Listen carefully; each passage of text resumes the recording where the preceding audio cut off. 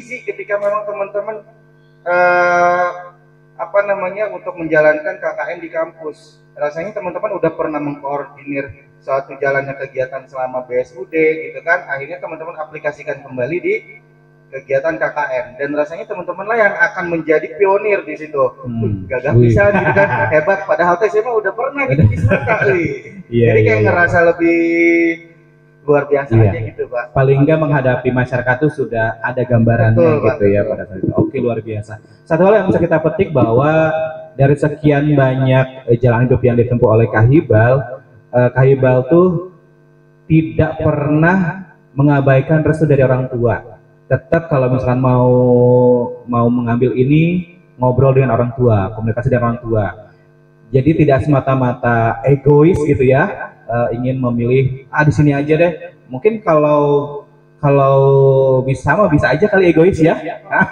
Hibal mending memilih dunia yang sifatnya sosial, tapi tidak dilakukan itu oleh Kak Hibal.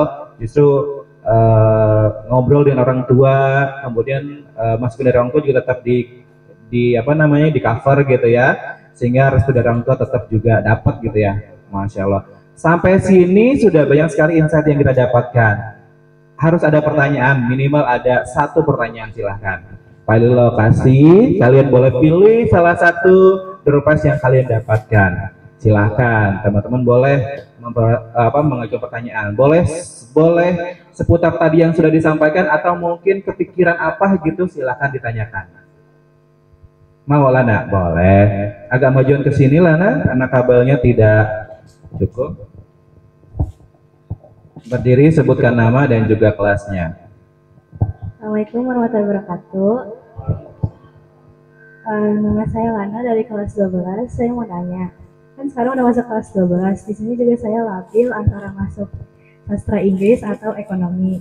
Dan saya juga bingung mau ngambil kuliah di luar negeri atau di dalam negeri. Udah mulai ngobrol sama orang tua juga, tapi aku sama orang tua tuh nggak sinkron gitu. Jadi ke akunya labil. Jadi kalau aku kan bisa yang pertama aku mau masuk sastra Inggris, itu selalu ditanya kerjanya apa. Aku ada bilang kerjanya ini, orang tua tuh bilang mencari yang lain. Nah aku masuk ekonomi, aku niatnya mau ngambil akuntansi. Itu juga ditanya lagi kerjanya.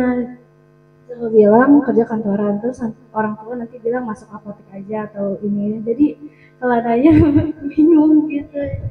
Ditambah juga orang tua bilang kalian coba ngambil beasiswa ke luar negeri atau yang di dalam negeri, tapi Lana rasa tuh kayak Lana belum bisa gitu ya. Lainnya cara mengatasi linglungnya itu yang itu ya. Assalamualaikum warahmatullahi wabarakatuh. Biasa.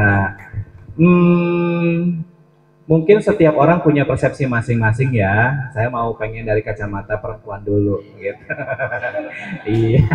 Kalau Kak Hibal tadi sudah cukup banyak insight yang didapatkan. Mungkin Teh Wapo punya pandangan masalah yang dirasakan oleh Lana, atau mungkin pernah mengalami juga posisi-posisi seperti Lana yang Insya Allah gitu harus agak tarik ulur dengan orang tua. Silakan. Oke, terima kasih pertanyaannya Lana, luar biasa. Pertama karena kebingungan ya pegangan dulu aja. Iya, pegangannya kepada Allah. Pegangan kepada Allah, benar. Jadi mungkin cerita juga dulu Pak Lilo ya. Boleh. Jadi dulu aku juga sempat di posisi Lana yang sebenarnya sudah ada minat, tapi ketika dihadapkan dengan realita, ternyata nggak segampang itu Pak dan teman-teman gitu. Jadi dulu kebetulan minat dengan fisika dan matematika gitu. Jadi dan berniat juga untuk kuliah gitu. Akhirnya kayak oh ya udah dipilih jurusan yang sesuai dengan minat gitu. Tapi qadarullah udah coba 10 kali Pak Lilo. 10 kali, catat Lana, 10 kali. 10 kali coba lewat apa namanya SNMPTN kalau dulu ya. SBMPTN, mandiri juga. Tenang. Nanti punchline-nya dihibang. Oke, iya. Itu ternyata nggak keterima gitu, nggak keterima di mana-mana sampai akhirnya yang aku pelajari gitu ya, ternyata Wafa tidak mempersiapkan planning dengan sangat baik gitu teman-teman. Jadi ketika dihadapkan dengan kegagalan, itu kan nggak lulus itu kegagalan gitu, kegagalan akhirnya sampai di titik kayak ya udah jurusan apa aja yang penting mau nerima aku gitu. Nah pada saat itu memang akhirnya orang-orang sekitar tuh kayak ya udah jurusan ini aja, jurusan akuntansi kemarin dipilihnya. Itu sangat, itu IPS kan ya sebenarnya ya, akuntansi. Itu sebenarnya sangat bukan dunia wafa gitu ya, tapi karena kayak ya udah nggak tahu mau gimana lagi, nggak punya planning gimana, ya udah akhirnya ke jurusan akuntansi itu. Tapi ternyata memang lagi-lagi ya ternyata Pak Lilo ketika kita memilih sesuatu emang itu harus berdasarkan dengan tujuan gitu. Jadi karena masuk akuntansi bukan tujuan wafa, ya udah akhirnya di tengah jalan kolaps gitu. Nah, yang mau pelajari juga teman-teman untuk memilih jurusan ya, itu dimulai dari pertama minat. Karena Lana ini sudah punya minat, itu sudah bagus banget. Yang kedua, sebenarnya Pak Lilo yang mau pelajari juga ya, ternyata ya boleh ketika kita milih jurusan itu karena masa depan gitu, pekerjaan dan lain sebagainya, tapi ternyata yang lebih dalam lagi adalah kebermanfaatannya sih gitu. Jadi Lana ini mau bermanfaat lewat apa gitu. Di sastra Inggris ini Lana mau bermanfaat lewat apa? Apakah nanti Lana kedepannya akan, oh saya akan menerjemahkan buku-buku Islamik yang bagus ke bahasa Indonesia gitu, biar semakin banyak orang yang tahu gitu tentang buku tersebut gitu, misal gitu. Atau bermanfaatnya tentang ekonomi, oh aku mau membangkitkan ekonomi Islam di dunia gitu ya, di Indonesia gitu misalnya. Untuk kebermanfaatan gitu. Jadi menurut aku tujuannya itu Pak Lilo. Jadi perlu diperdalam lagi tentang kebermanfaatan itu teman-teman gitu. Jadi dipertajam lagi niatnya, kemudian diarahkan kepada kebermanfaatannya apa gitu. Iya, kayak gitu. Nah, kemudian masalah yang terjadi antara Habib, ada apa Bib? Aman Bib? Pertanyaan berikutnya adalah Lana mengalami linglung gitu ya, karena input dari orang tua juga cukup besar gitu ya, untuk kesini aja gitu. Sebenarnya itu apa ya, luar biasa sekali gitu ya teman-teman, memiliki orang tua yang istilahnya memikirkan bagaimana ke depannya gitu ya. Ya bukan berarti orang tua nggak memikirkan, cuma alhamdulillah orang tua Ova tipe orang yang oke, Ova mau kemana, Abi dukung gitu. Jadi alhamdulillah punya orang tua seperti itu. Jadi nggak yang diarahkan seperti apa, tapi poin yang Ova dapatkan adalah Ova juga melakukan presentasi gitu teman-teman di depan orang tua. Jadi Lana silakan diurut misalnya kayak sastra Inggris, ekonomi. Tujuannya kenapa milih sastra Inggris, kenapa pilih ekonomi, terus kenapa harus di dalam negeri, kenapa di luar negeri gitu. Poin plus, poin minusnya itu diruntutin semua, terus kemudian dipresentasikan di depan orang tua. Dipresentasikan. Mungkin selama ini orang tua mengarahkan Lana ke sini aja, mungkin karena orang tua belum tahu ya, plus minusnya dari yang Lana tuju gitu ya. Betul. Kalau dipresentasikan, mungkin siapa tahu orang tua luluh, lalu kemudian jadi pertimbangan orang tua. Oh ya udah deh, merestui akhirnya gitu. Jadi dibuat presentasi ya Teh ya? Betul. Terus misalnya kalau kayak misalnya keraguan orang tua, misalnya ada teman aku yang dilakukan dengan kemandiriannya. Oh, jadi selama kurang lebih 1 tahun ini ya Lana menunjukkan gitu, temanku itu menunjukkan gitu kemandiriannya dia. Oh, aku bisa loh nanti kalau misalnya memang harus tinggal jauh dari orang tua ya bisa mandiri gitu. Jadi ya, salah satu kekhawatiran orang tua bisa kayak gitu ya, karena takut anaknya nggak mandiri, takut anaknya nggak bisa menempuh di jalur yang dia pilih gitu ya. Maka kita tunjukkan sisi pembuktian kepada orang tua gitu. Oke, 2 poin tuh udah didapet tuh dari Teh Wafa. Kalau dari versi Teh Divya, mungkin Teh Divya jalannya mulus-mulus aja kali ya, karena kan background orang tua juga sama gitu. Tapi mungkin kalaupun misalkan ada pengalaman, mungkin ngobrol dengan teman atau teman juga mengalami hal yang sama gitu, boleh di-sharing. Kalau pengalaman sendiri sih memang kan alhamdulillah cocok sesuai. Sempat berdebat yang masalah pengen masuk matematika itu juga sebenarnya. Gitu. Kayak kamu emang mau ngambil matematika mau jadi apa? Soalnya kan mungkin background orang tua ya nggak tahu, maksudnya nggak tahu banyak. Karena waktu itu pengennya matematikanya murni bukan pendidikan gitu ya Pak ya, jadi mungkin nggak tahu nanti kerjanya dapat apa atau gimana tuh masih belum tahu gitu. Debat karena emang dari kecil kan ditanya selalu pengen jadi dokter, kok ujuk-ujuk ini udah penentuan nih tiba-tiba malah berubah haluan. Akhirnya ya setahu aku sih emang anaknya nurut ya Pak, jadinya karena menurut aku kalau orang tua itu pasti pengennya yang terbaik Yang buat terbaik. anaknya, nggak ada orang tua yang bakal ngejerumusin anaknya gitu ya. Dan emang keinginan orang tua juga sempat jadi keinginan aku sebelumnya, jadi kayak emang aku kalau ngikutin orang tua nggak terlalu susah Nggak terlalu maksudnya susah. Oke. nggak terlalu apa ya kok berantem Mengalami kayak, perdebatan yang sengit lah ya. gitu. Jadi ini cuman kalau menurut pengalaman aku yang lain pun mungkin Wafa benar gitu, cuman ada versi yang lainnya nih. Gimana tuh versi lainnya? Kalau yang aku kenal ada seseorang yang aku kenal juga berdebat sama orang tuanya, akhirnya sama orang tuanya tuh ya sudah ikutin lah apa maumu gitu kan. Jadi kayak maunya jurusan apa ambil, karena orang tuanya pun pengennya jurusan A tapi dia pengen jurusannya B, akhirnya diikutin lah jurusan B, dia masuk entah kenapa akhirnya nggak cocok juga, minta berhenti ke orang tuanya, pindah lagi ke kampus yang lain, masih diikutin tetap sama orang tuanya, dan pada akhirnya dia ikut apa kata orang tuanya. Jadi kalau menurut aku sih boleh kalau mau coba yang lain, cuman kayaknya memang apa yang restunya orang tua gitu ya Pak, penting juga ya. Jadi memang menentukan. Siap, oke. Nggak bermaksud untuk ngajak melawan sih ya, tapi semua itu bisa dikomunikasikan. Nah, mungkin yang lebih paham betul nih yang ini kali, yang dua-duanya juga sama mengalami perdebatan baik dari orang tua yang bapak maupun ibunya gitu ya. Nah, Kak Iqbal mungkin punya versi lain, cara pandang lain bagaimana cara menghadapi kasus-kasus seperti ini. Kasuistik gitu ya, sering banget tiap angkatan mengalami hal seperti ini. Oke, baik, Pak Lilo, pertanyaan yang menarik ya Lana. Dulu memang ada momen ketika saya di SMA di Semata untuk mempresentasikan Dream Book. Dan itulah yang menjadi takaran orang tua bahwasanya oh ternyata anak saya memang betul-betul pengen ada di jurusan ini. Oh ternyata memang anak saya pengen betul-betul masuk ke kampus A begitu kan. Akhirnya ya betul tadi apa yang disampaikan Teh Wafa dan Teh Ditya, mungkin ya salah satunya adalah komunikasi kita yang baik, yang sopan, sehingga bikin hati orang tua kita luluh dan kerucutkan ke satu jurusan yang kita betul-betul inginkan. Jangan sampai dari diri kita juga masih bimbang antara memang mau ke ekonomi atau ke sastra Inggris.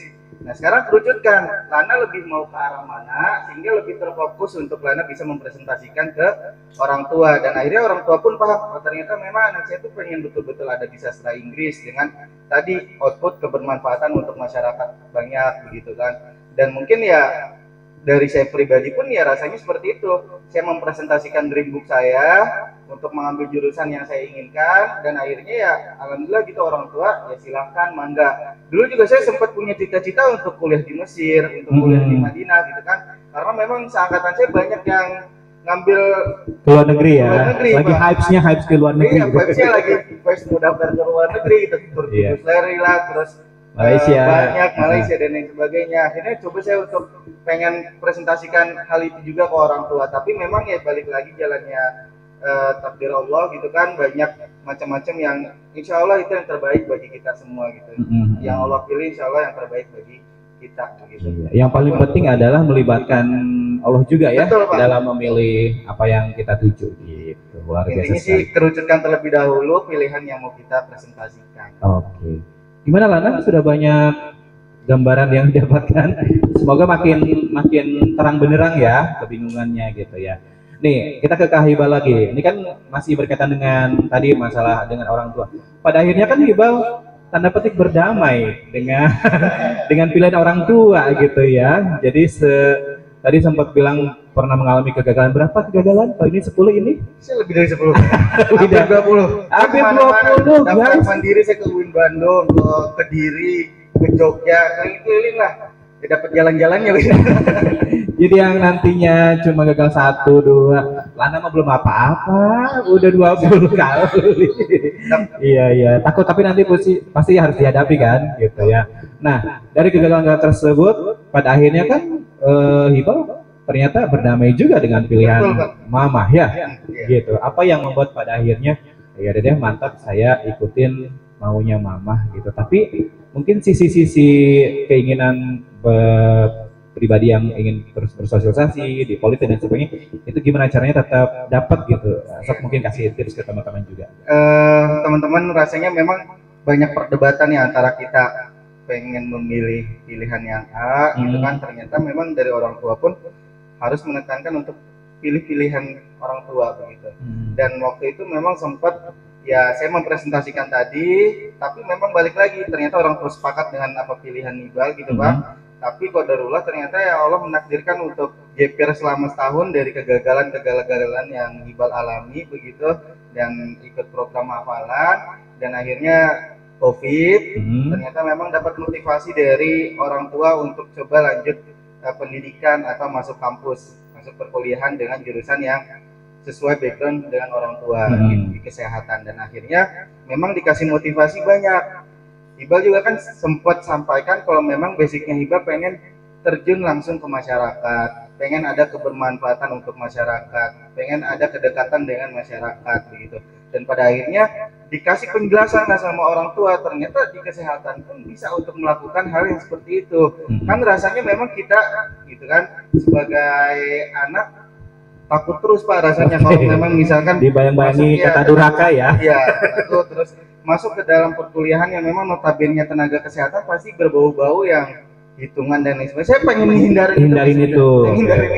Jadi kenapa memang pengen pilih ilmu Al-Quran tafsir ya pengen fokus ngapal gitu kan awalnya. Tapi memang coba Iqbal jalankan dan balik lagi gitu betul. Pertanyaan Lana juga, pertanyaan orang tua Lana ada di pertanyaan orang tua saya tentang prospek kerja. Dan itu memang yang selalu ditanyakan oleh orang tua ketika memang kita melanjutkan pendidikan dan lapangan pekerjaan yang sudah ada setelah kita melanjutkan pendidikan begitu. Dan itu memang yang paling terpenting sih sebetulnya. Tapi rasanya bagi saya pribadi, selama saya berproses perkuliahan 4 tahun itu kan lama teman-teman. Dan akhirnya rasanya passion saya agak bimbang juga sebetulnya ketika memang saya masuk ke dalam jurusan yang sekarang saya pilih begitu kan. Saya memang ada di passion yang mungkin bisa berbaur dengan masyarakat, yang bisa berbaur dengan teman-teman secara langsung begitu kan. Ya ibaratnya sering berorganisasi lah. Dan akhirnya basic saya bisa mempunyai relasi di sana sini gitu. Dan akhirnya coba saya korelasikan antara memang perkuliahan saya dengan hubungan yang saya punya begitu. Jadi ya ada banyak jalan ketika memang kita pengen memilih sesuatu tapi harus dengan kesepakatan orang tua. Jadi contoh misalkan sih basic organisasi, saya memang pengen berbaur dengan masyarakat, pengen ikut sana sini walaupun saya nggak pernah meninggalkan akademik saya begitu. Saya lulus tepat waktu, saya harus lulus tepat waktu, saya harus menyesuaikan dengan apa yang orang tua mau, tapi di sisi lain saya juga betul-betul harus pengen jadi diri saya pribadi gitu Pak. Dan akhirnya coba saya hubungkan dan alhamdulillah ada korelasinya gitu ketika memang saya belajar tentang perkuliahan keperawatan, ada yang namanya komunikasi terapeutik kali ya Teh. Kalau di kedokteran lebih dan akhirnya komunikasi itulah yang mengajarkan saya untuk bisa lebih dekat lagi dengan masyarakat, soal tentang eye contact dan lain sebagainya begitu, dan itu banyak bermanfaatan. Jadi luar biasa. Berikan aplaus dong untuk tamu-tamu yang luar biasa hari ini. Pada akhirnya Kak Iqbal mencoba untuk mengkolaborasikan kedua-duanya ya, antara pilihan orang tuanya dan keinginannya untuk tetap bisa berorganisasi, bersosial gitu ya dengan lingkungan luar. Pilih jurusan sesuai dengan restu orang tua, tapi di jurusan tersebut, di kampus tersebut, Iqbal tidak menutup diri untuk berorganisasi, bersosialisasi dengan lingkungan-lingkungan sekitar, bahkan jauh kemanapun gitu ya untuk bersosialisasi. Padahal dua-duanya dapat ya. Luar biasa, ilmu juga makin berkembang. Oke. Kita ngobrol-ngobrolnya randoman aja ya. Sebentar ke depan, sebentar flashback. Nah, sekarang kita coba flashback dulu ya. Pengalaman waktu di Semata mungkin ya, Teh Wafa bisa share waktu itu Teh Wafa ikut organisasi apa atau bagaimana kegalauan membagi antara waktu di boarding. Waktu itu Teh Wafa boarding kan ya, eksistensi di boarding juga bagaimana mensinkronkan dengan kesibukan ya di sekolah juga capek belajar gitu ya. Di boarding juga banyak juga hafalan gitu ya. Ini juga barangkali tuh kan berketawa yang boarding. Ini juga mungkin jadi kegalauan yang sama dengan teman-teman di boarding juga gitu. Mungkin Teh Wafa bisa sharing waktu itu flashback beberapa tahun ke belakang, bagaimana Teh Wafa bisa survive menghadapi semua itu. Silakan. Pengalaman selama di Semata ya. Luar biasa teman-teman. Wafa di boarding juga saat waktu di Semata. Waktu di Semata ini alhamdulillah kemarin ikut menjadi MPK di Semata, terus kemudian di boarding sempat diamanahi juga menjadi ketua istima waktu itu. Iya. Ya kan? Teman-teman boarding ada di sini? Oh iya. Ada banyak. Laki-lakinya nggak ada ya? Laki-lakinya kebetulan separuh ikut pramuka tadi. Oh, ikut pramuka, iya. Kayaknya banyak yang di sana. Di sini nggak ada yang boarding ya? Oh, ada satu. Oke. Iya, jadi memang pertama banget Pak Lilo, kenapa milih boarding itu atas kesadaran pemilihan nomor pribadi gitu. Jadi emang dulu background SMP-nya boarding, dan ketika memutuskan untuk boarding kembali, ya Bapak sudah tahu konsekuensinya gitu. Boarding itu ya nanti akan sekolah, di sekolah juga, kemudian nanti akan belajar juga di boarding gitu. Jadi yang pertama Bapak sudah memilih untuk boarding dan tahu konsekuensi yang akan dijalannya seperti apa kayak gitu. Kemudian bagaimana membaginya, alhamdulillah ketika di sekolah kita kan sudah ada jadwal ya, kapan waktu belajar, kapan waktu istirahat, kapan waktunya main sama teman, yaitu menurut Wafa digunakan sesuai dengan waktunya gitu. Jadi Wafa bukan orang yang ambis banget juga ya Bang Ilo. Ketika waktu istirahat ya istirahat gitu, ketika memang waktunya main sama teman ya main sama teman. Begitupun ketika di boarding gitu, di boarding juga sudah terjadwal, dan sebenarnya itu yang membuat Wafa akhirnya ketika lulus dari boarding itu Wafa belajar tentang time management gitu. Jadi memang Wafa termasuk orang yang planning gitu, jadi memang membuat plan gitu. Jadi ketika di boarding karena sudah ada jadwalnya ya tadi memaksimalkan sesuai dengan jadwalnya. Ya waktunya memang belajar boarding. Ketika waktunya ada piket sore ya, masih ada ya, piket sore gitu. Seperti itu sih, Lilo gitu. Jadi time management yang dilakukan ya. Iya. Bikin to do list gitu ya. Betul. Mana yang harus dilakukan, mana yang diminoritaskan. Betul. Oke. Teman-teman sepakat nggak sih dengan konsepnya Teh Wafa? Iya dong ya, sepakat. Oke. Oke. Sampai sini mau ada pertanyaan sebelum Bapak ke Teh Divya? Oke, belum. Oke, sekarang ke Teh Divya. Sama mungkin pertanyaannya kita throwback ke belakang dulu gitu. Kalau saya agak penasaran dulu kan Teh Divya diem, manut, ikut apa kata guru begitu, begini gitu ya. Tapi sekarang menjelma sebagai sosok yang terlihat begitu cerdas sekali gitu ya. Pengalaman apa yang didapatkan sehingga pada akhirnya Divya bisa seluar biasa sekarang ini? Waktu di sekolah mungkin punya tiba-tiba ke-trigger apa gitu, dan pengalaman organisasi juga apa yang diikuti? Silakan Teh. Sebenarnya anaknya agak kurang aktif. Agak kurang aktif juga, oke. Jadi memang anaknya tidak aktif berorganisasi. Waktu dulu nggak ikut apa-apa. Iya, jadi saya kalau dibandingin sama ini jauh banget. Aku anaknya yang diem banget gitu, yang ya udah ikutin alurnya aja. Ikutin alurnya aja, kayak ya kalau disuruh ini ya udah ikut gitu. Aturannya begini ya ikut. Jadi emang anaknya apa ya Pak, kayak manut gitu iya, ya. manutnya nggak berpikir punya pengen ikut organisasi ini ya udah, jadi effortless aja gitu. aja hidupnya ya udah, yang penting sekolah gitu. Karena memang dari nggak tahu ya, basic keluarga juga tidak terlalu, kan masing-masing keluarga beda-beda ya Pak ya. Jadi kalau dari keluarga Dika memang tidak terlalu yang harus organisasi atau gimana. Yang penting pendidikannya gitu. Jadi kalau pelajaran ya, yang penting mata pelajarannya kamu bisa, ya udah. Masalah organisasi nggak terlalu yang dipaksa-paksa gitu. Iya, tapi kan ada proses yang membuat akhirnya seorang Divya bisa ngomong selancar ini di depan publik gitu kan ya. Boleh di-share ke teman-teman juga. Ya mungkin karena kalau ngobrol kayak gini kebiasa presentasi. Iya, bahasa presentasi ya tentang kesehatan. Ya, karena sering banget. Sering diundang-undang jadi narasumber ya. Presentasi zaman sekolah apa kan di depan maju, terus zaman kuliah juga ya sedikit-sedikit kan presentasi kasus, presentasi jurnal gitu. Jadi emang terus apa namanya, kita kayak sosialisasi kesehatan gitu. Jadi mungkin udah itu yang membentuk jadi siap. Paling tidak ada hal-hal yang baik yang didapatkan ketika lagi sekolah ya. Oke. Kahibal nih, oh masya Allah. Teman-teman yang ikut organisasi siapa di sini? Nyari semua ya? Oke, nyari semua nih. Nah, mungkin flashback yang pengen coba kita obrolkan bagaimana Kahibal istiqomah gitu ya.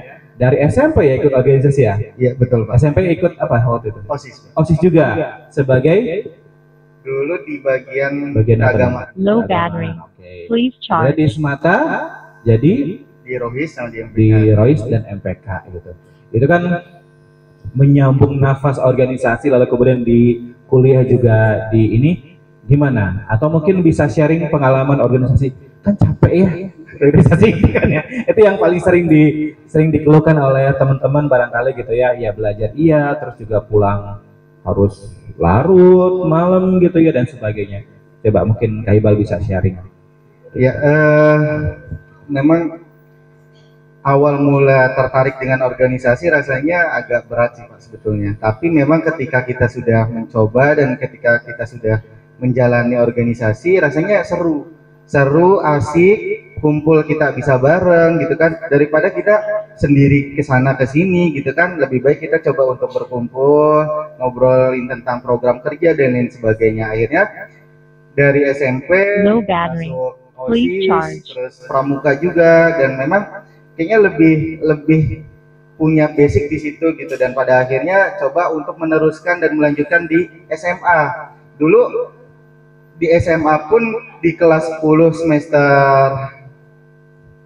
genap ya, semester genap kalau nggak salah memang sudah langsung ditawari sebagai calon ketua Rohis, dulu pembinanya Bu Arni, pembina Rohis saya gitu kan. Jadi memang waktu itu ada calonnya juga yang kelas 11. Saya kelas 10 udah coba nyalon dan qadarullah akhirnya saya yang dipilih gitu. Di situ udah memang agak ada egosentris antara angkatan per angkatan. Tapi memang di situ saya gimana caranya untuk bisa melewati permasalahan-permasalahan itu dan gimana caranya saya si junior ini gitu bisa betul-betul memberikan kebaikan, memberikan kepercayaan. Betul, memberikan kepercayaan ke teman-teman yang ada di organisasi. Low battery. Please charge. Dan akhirnya qadarullah selama berjalannya waktu satu periode sudah selesai dan akhirnya terus berkembang dan memang rasanya seru aja gitu Pak di organisasi. Banyak pengalaman yang didapat, banyak manfaat-manfaat organisasi. Contoh misalkan kayak kita manajemen konflik dan lain sebagainya. Akhirnya kan coba kita selesaikan di dalam internal itu sendiri. Dan bahkan rasanya kalau dari saya pribadi, teman-teman rasanya nggak nyesel deh kalau misalkan masuk organisasi begitu. Soalnya pengaplikasiannya bisa di dalam dunia kerja pun sama ya. Di dalam dunia kerja pun sama. Jadi bahkan dalam kehidupan rumah tangga nanti. Betul, ya. Ya kan manajemen konflik. Iya, berantem nanti sama bini. Bisa. Belum nyobain sih. Iya sih. Salah nanya. Lanjut Kak. Jadi mungkin ya seperti itulah kenapa memang berawal dari SMP dan akhirnya sampai sekarang dan kemungkinan juga sampai di dunia kerja pun rasanya masih low battery. Ada pada lingkup organisasi. Oke, luar biasa. Masalah-masalah capek, terus kemudian nggak bisa bagi waktu itu gimana cara menghandlenya? Kalau klasik ya, tapi mungkin bisa dijawab. Kalau untuk masalah capek, masalah nggak bisa menghandle karena kita kan punya posisinya masing-masing. Jadi ya alangkah lebih baiknya coba kita diskusikan ke dalam internal kita untuk pembagian tugas dan akhirnya masalah manajemen waktu dan lain sebagainya, pembagian tugas dan lain sebagainya itu bisa diminimalisir capeknya.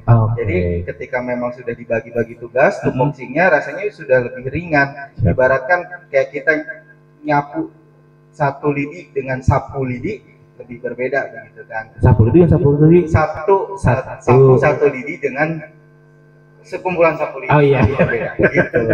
Oke, pada intinya harus bagi-bagi job juga dengan teman-teman yang lain ya. Sambil memberikan kesempatan kepada tamu kita untuk minum dulu, makan dulu. Silakan teman-teman ada yang mau bertanya, boleh bertanya apa saja. Nah, bertanya sesimpel apapun mereka pasti mau menjawab. Silakan. Dari Putri 2, Putra juga 2. Saya kasih kesempatan. Oke.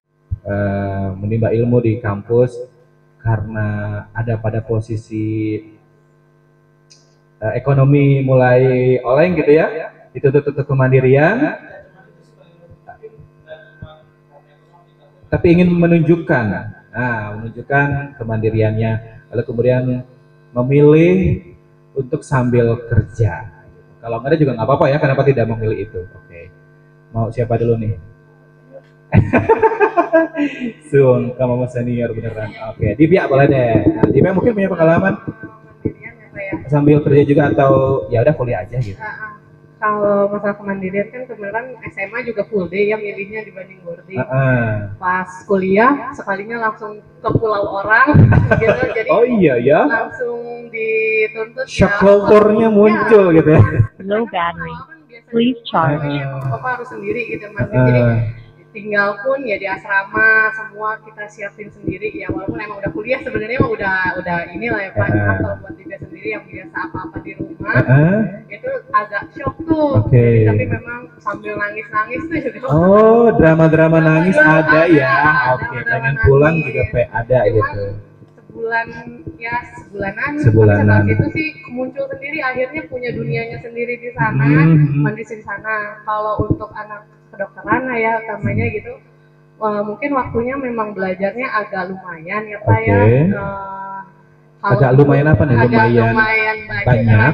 agak lama juga belajarnya gitu. Jadi kayak kuliah dari pagi sampai sore, malam itu belum kita ngerjain tugas gitu ya. Kadang saya masih nulis aja tapi udah azan subuh. Masya Allah. Gitu. Jadi makanya kata-kata itu emang perpindahan antara SMA Low dan battery. kuliah gitu ya, Please belajarnya. charge.